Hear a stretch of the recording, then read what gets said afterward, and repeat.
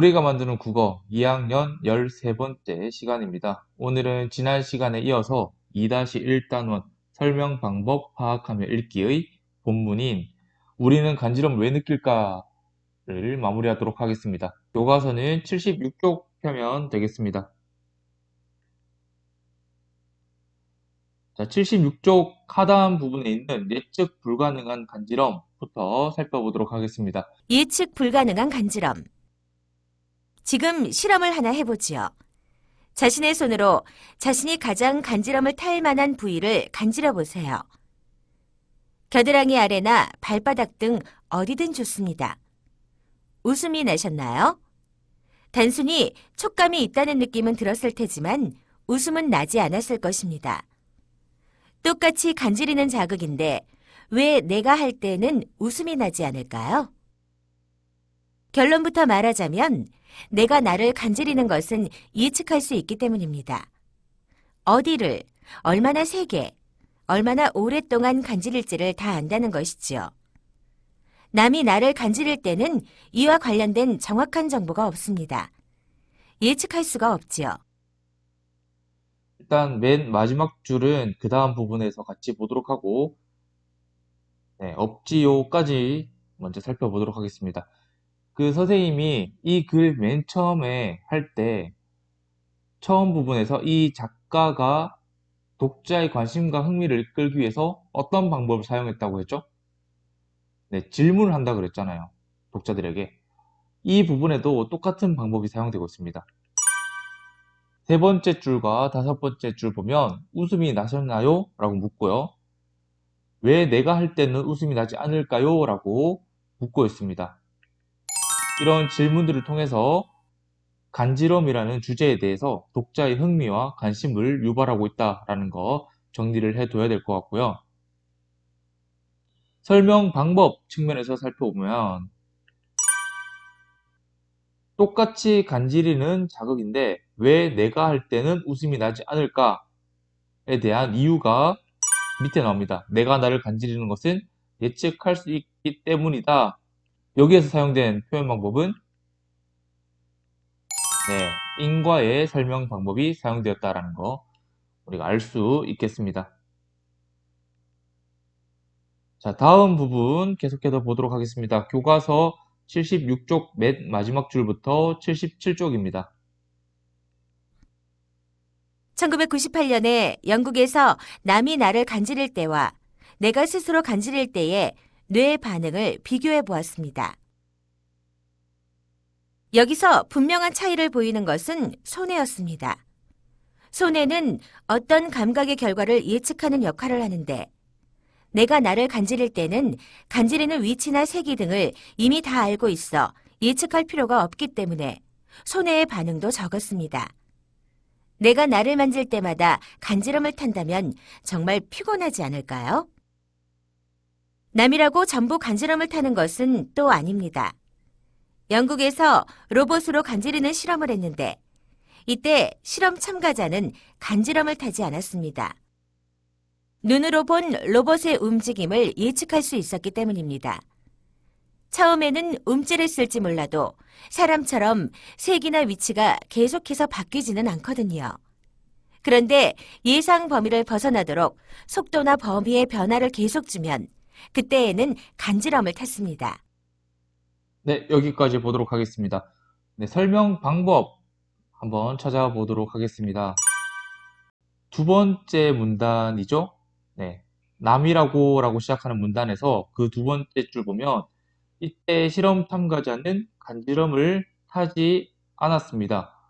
왜냐? 눈으로 본 로봇의 움직임을 예측할 수 있었기 때문에. 근데 예상 범위를 벗어나도록 속도나 범위의 변화를 계속 주면 그때는 어떻게 됐다? 간지럼을 탔대요. 앞에서는 간지럼을 타지 않았지만 어떤 조건의 변화를 줬을 때 간지럼을 타게 되었다. 결국 이것을 통해서 알 수 있는 설명 방법은 대조의 방법이 사용되었다라는 겁니다. 눈으로 본 로봇의 움직임을 예측할 수 있었을 때는 간지럼을 타지 않았지만 그 예측을 할 수 없도록 변화를 계속 주면 간지럼을 타게 됐다. 또 어떤 설명 방법이 사용되었을까요? 실험 참가자는 간지럼을 타지 않았다. 왜냐하면 로봇의 움직임을 예측할 수 있었기 때문에. 여기에 사용된 설명 방법은 그렇죠. 바로 인과의 설명 방법이 사용되었습니다. 원인과 결과, 결과와 원인. 다음 마지막 78쪽입니다. 간지럼은 단순한 촉감도 귀찮은 행동 중에 하나도 아닙니다. 이를 연구하는 것 또한 한낱 궁금증을 해결하는 데 그치는 것은 아니죠. 최근 들어 심리학과 신경과학 분야에서 간지럼을 비롯해 사람의 행동과 관련된 연구가 점점 더 활발해지고 있습니다. 간지럼이 운동과 지각의 통합 과정을 밝혀낼 수 있는 좋은 사례이기 때문입니다. 예측과 행동, 피드백은 사람에게는 매우 자연스러운 행위입니다. 예를 들어 사람은 공을 목표 지점에 던질 때 감각으로 거리를 가늠하고 그만큼 던집니다. 만약 공이 목표 지점보다 멀리 갔다면 다시 던질 때 힘을 약하게 조절해서 던지지요. 그런데 간지럼은 예외적인 사례입니다. 아무리 예측하려 해도 예측을 벗어나기 때문에 간지럼이 나타나고 피드백 과정을 거쳐도 또다시 예측을 벗어날 수밖에 없습니다. 우리는 간지럼에서 예측 불가능성에 대처하는 법을 배울 수 있고 이를 인공지능에도 활용할 수 있습니다. 네, 여기까지가 우리는 왜 간지럼을 느낄까라는 글의 마지막 끝 부분입니다. 그러면 이 78쪽의 내용 중에서 어떤 설명 방법이 사용되었는지 한번 보도록 하겠습니다. 중간 부분을 보면요. 심리학과 신경과학 분야에서 간지럼을 비롯해 사람의 행동과 관련된 연구가 점점 더 활발해지고 있다라고 합니다. 그 이유는 뭐다?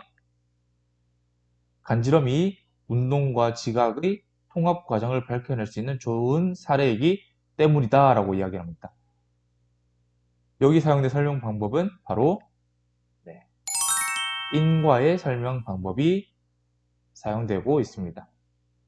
지금 간지럼을 비롯한 사람의 행동과 관련된 연구가 점점 더 활발해진다라는 결과, 그리고 간지럼이 운동과 지각의 통합 과정을 밝혀낼 수 있는 좋은 사례이다라는 원인, 이유이기 때문에 인과의 설명 방법이 사용되었다라는 겁니다. 또 어떤 게 사용되었을까요? 두 번째 문단 첫 번째 줄 끝에 보면 예를 들어 어쩌고 저쩌고 저쩌고 나옵니다. 예를 들어 여기에는 바로 예시의 설명 방법이 사용되고 있다라는 겁니다. 그럼 한번 정리를 해볼까요? 첫 번째입니다. 자, 간지럼과 예측 불가능성의 관계를 보다 쉽게 설명하기 위해서 어떤 설명 방법을 사용했을까요? 바로 대조와 인과의 방법을 사용하고 있다는 겁니다. 대조는 어디서 사용되는데요? 대조는 바로 로봇이 간지렀을 때 인간이 간지럼을 못 느꼈지만 그 간지럼의 예측 범위를 넘어서서 어떤 횟수나 세기나 이런 것들을 예측 불가능하게 만들었을 때는 간지럼을 느끼게 되더라. 그래서 이것을 통해서 간지럼과 예측 불가능성의 관계를 이야기하고 있고 또 인과의 방법도 사용되고 있다라는 거. 두 번째는요.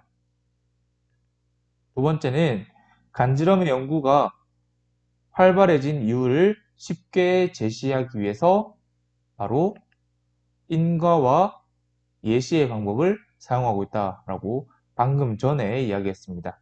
두 번째 같은 경우에는 78쪽 내용을 이야기하는 거다라는 거 알아두면 되겠습니다.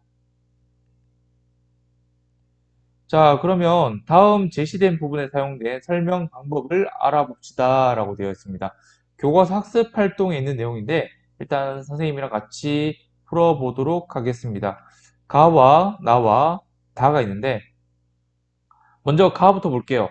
견디기 어렵게 간지러운 느낌은 두 가지로 나누어 볼 수 있습니다. 하나는 외부 자극에 의한 가려움이고 또 다른 하나는 이 글에서 주의 깊게 살펴볼 웃음이 나는 간지럼입니다. 라고 되어 있습니다. 여기 사용된 설명 방법은 뭐였다? 네, 바로 구분의 설명 방법이 사용되었습니다. 구분이 뭐였는데요? 구분은 상위 개념을 하위 개념으로 나누어서 설명하는 게 구분이었습니다. 그럼 이 구분을 통해서 어떤 효과를 얻을 수 있었을까요?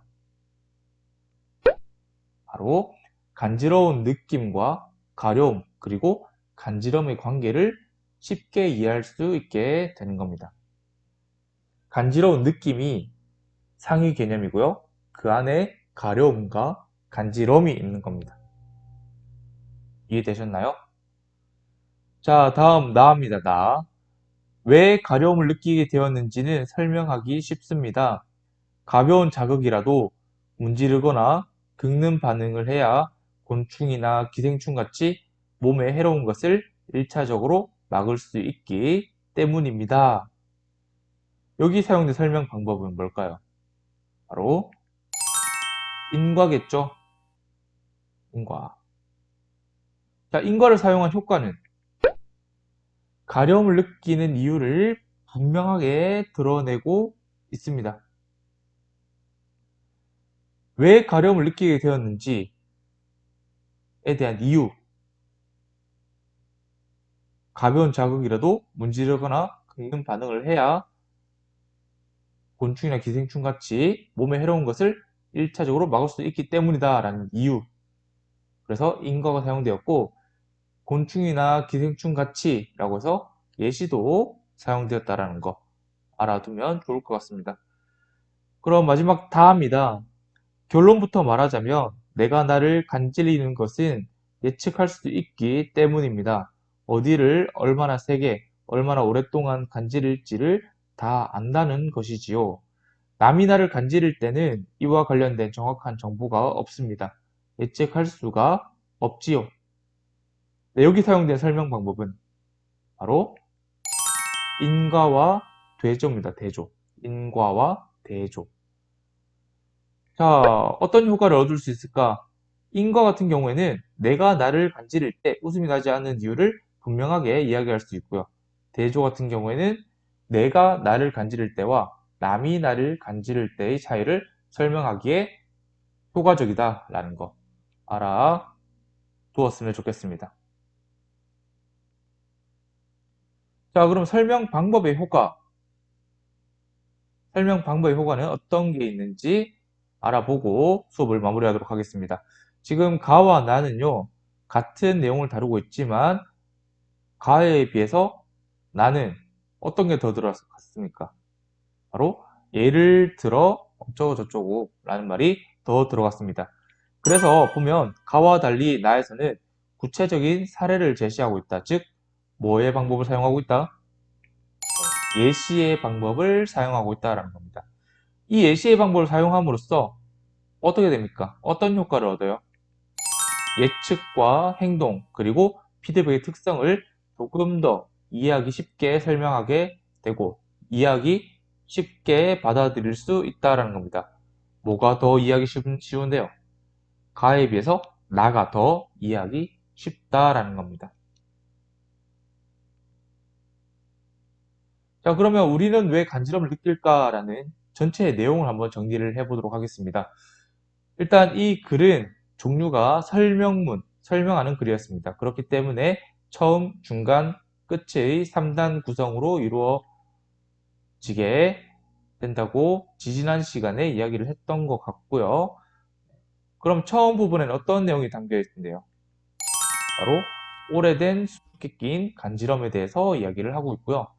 중간은 크게 3개로 나누어집니다.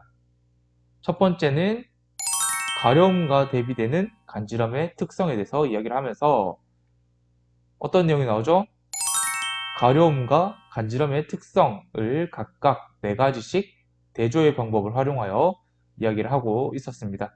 그리고 중간 두 번째 부분은요, 간지럼을 타게 된 이유, 그리고 세 번째 부분은 예측 불가능성과 밀접한 간지럼에 대해서 이야기를 하였습니다. 그리고 마지막 끝부분에는 바로 간지럼 연구의 의의에 대해서 이야기하고 글을 마무리하였습니다.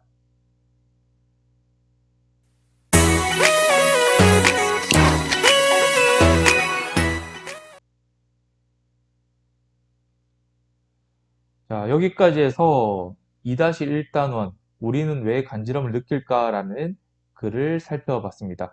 우리가 설명문을 읽을 때 이렇게 설명 방법을 하나씩 찾아가면서 읽지는 않습니다. 하지만 지금 우리는 공부하는 과정에 있기 때문에 설명문에서 설명 방법이 얼마나 다양하게, 얼마나 자주, 잘, 효과적으로 사용되고 있는지 알아보기 위해서 여기에는 어떤 설명 방법이 사용되었고 또 저기에는 어떤 설명 방법이 사용되었는지 찾아보면서 내용을 파악해 보았습니다.